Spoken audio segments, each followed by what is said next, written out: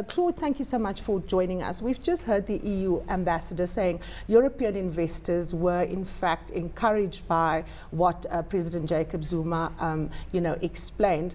But given the fact that this hike, or rather this wage deal, is seen as quite high, and the fact that other workers in other platinum mines are now holding out for the same thing, does local investors share the same sentiment as the kind of confident outlook that's coming from people in the European Union? Well, thank you for having me here first. Well, I would take what the ambassador said with a necessary pinch of salt. We have read a number of reports from global media and investment analysts who have raised some questions as to what the situation has meant for investment in South Africa broadly and specifically in the mining industry.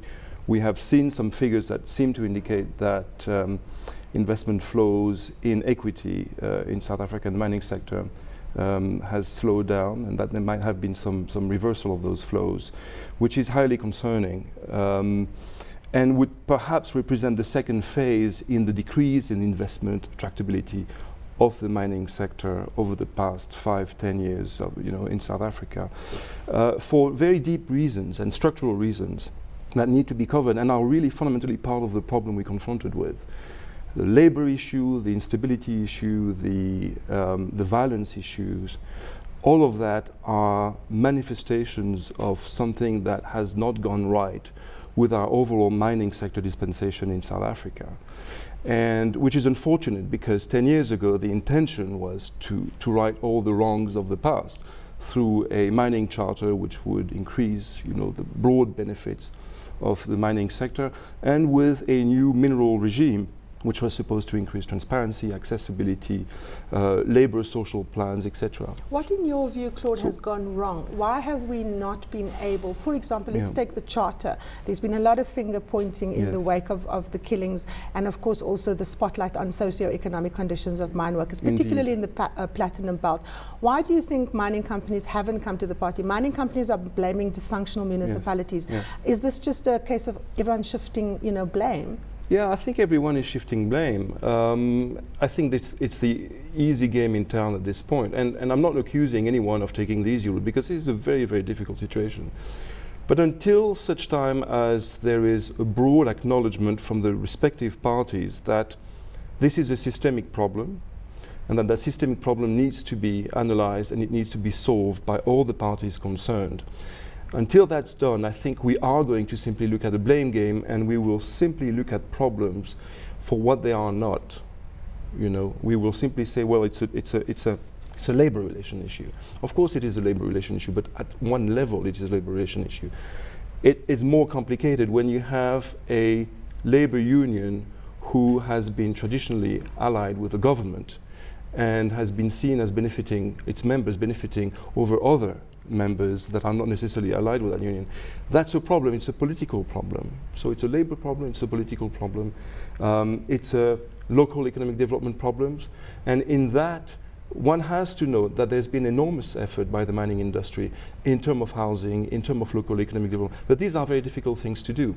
And one has to recognize that there have been significant government failure in terms of delivery, not just in the mining communities, but in a lot of communities, and we see that in the increasing number of protests, protests across the country that have gone wrong. So the problem is complex, but obviously your proximate question is, what does that do to the industry?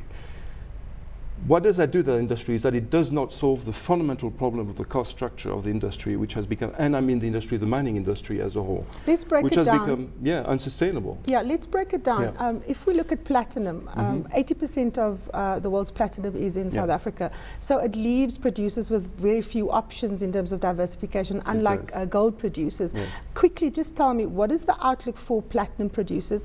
And if this spreads to gold, what are we likely to see there? Well, in terms of the outlook for platinum producer, we've seen something interesting, that we've seen for the past 6-7 months a significant decrease in the platinum price because of the economic crisis in Europe, because of slack economic growth in the US, and because declining growth in China.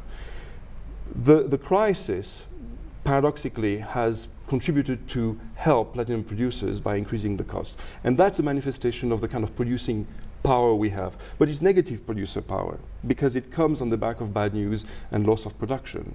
So it's a nervous reaction of the market, which is likely to continue until we see some stabilization in the condition.